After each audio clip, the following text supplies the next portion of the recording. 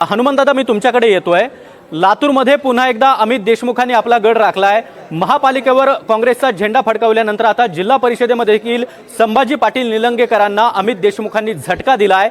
रवींद्र चव्हाण यांचं एक वक्तव्य वादग्रस्त ठरलेलं होतं। त्यानंतर झालेल्या या दोन निवडणुका, त्यामध्ये महापालिकेमध्ये तर तुम्ही विजय मिळवलाच, मात्र आता जिल्हा परिषदेमध्ये देखील तुम्ही दमदार कामगिरी करताना दिसताय।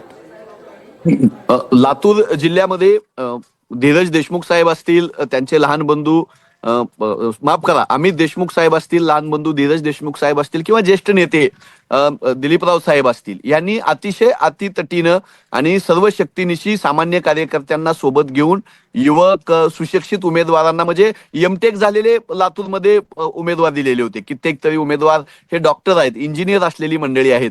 बदल केला, सगळ्या जाती धर्मातल्या नव्या रक्ताला त्यांनी वाव दिला, संधी दिली आणि पायाला भिंगरी लावून दोघेही देशमुख बंधू फिरलेले आहेत। मी स्वतः लातूर जिल्हा परिषदेमध्ये औसा विधानसभा असेल, लातूर ग्रामीण असेल किंवा निलंगा असेल, जवळपास 17-18 ठिकाणी मलाही प्रचाराला त्यांनी बोलावलेलं होतं।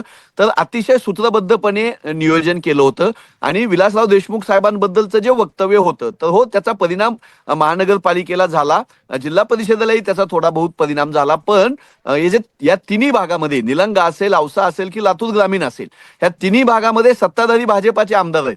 तर त्यांच्यावरची नाराजी लोक बोलून दाखवत होते। त्यांची प्रचारामधला जो स्तर त्यांनी खाली आणला, त्याबद्दल मतदारांमध्ये नाराजी होती।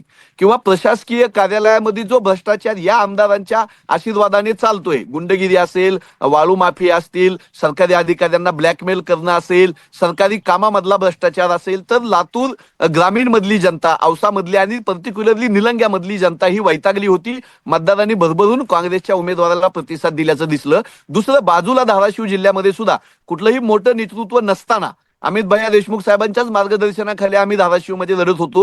आता हाती आलेल्या माहितीनुसार तुळजापूर विधानसभा, जिथं भारतीय जनता पक्षाचा आमदार प्रचंड मतांनी विजयी झालेला होता, तिथे जलकोट नावाच्या जिल्हा परिषद गटामध्ये आम्ही दणदणीत विजय मिळवला, एक पंचायत समितीमध्ये विजय मिळवला। बाजूला अनदूर, जे भारतीय जनता पक्षाचा गड समजला जातो, सगळे मोठे नेते अंदूरचे हे भारतीय जनता पक्षामध्ये होते। असं असताना तिथं आमच्या महाविकास आघाडीमधल्या शिवसेना उभाटा गटाच्या उमेदवारांना विजय मिळवणे, एक पंचायत समिती मिळवणे, तर जलकोट असेल, अनदूर असेल किंवा ढोकी भाग असेल माझ्या जिल्ह्यातला, इथं महत्वाची लढत दिली।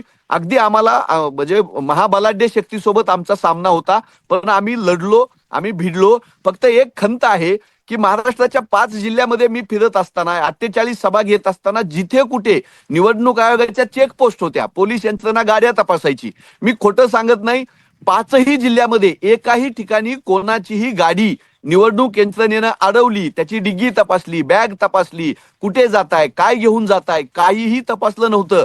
निवडणूक आयोग अस्तित्वात आहे की नाही अशी परिस्थिती या 5ही जिल्ह्यामध्ये मी स्वतः पाहिली। इतका बेबनाव कारभार आणि इतकं मोकळं रान सत्ताधाऱ्यांना याच्या अगोदर कधीही सोडलेलं आम्हाला पाहायला मिळालेलं नव्हतं। तरी काँग्रेस पक्ष ताकदीनं लढला, आम्ही लढत आहोत।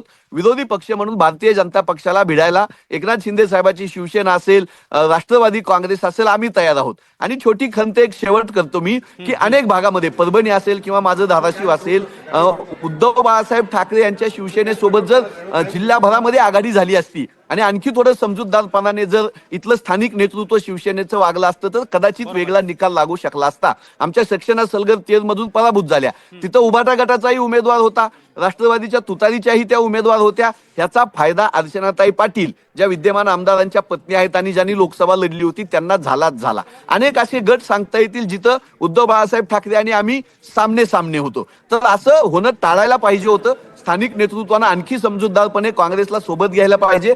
काँग्रेस संपलेली नाही, काँग्रेसचा जनाधार टिकून आहे, आम्ही मैदानात आहोत। आमच्या सोबतच्या मित्र पक्षांनी थोडा आणखी विश्वास स्थानिक लेवलला दाखवणं अपेक्षित आहे। नक्कीच।